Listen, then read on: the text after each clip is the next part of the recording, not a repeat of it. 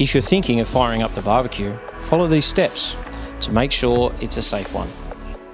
Ensure your barbecue is serviced and maintained correctly. This includes the scheduled pressure testing of gas cylinders and checking the condition of all hoses and connections for any blockages or perishing.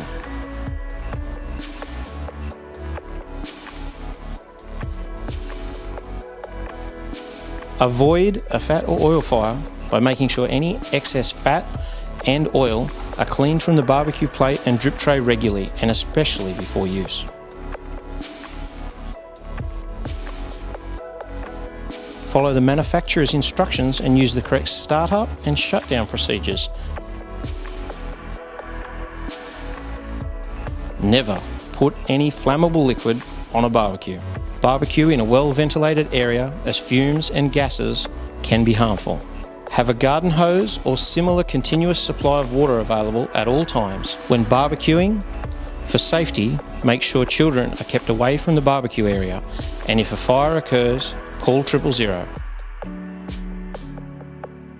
Even if you have successfully extinguished the fire, call 000 so firefighters can come and check that it is fully out and that you are okay.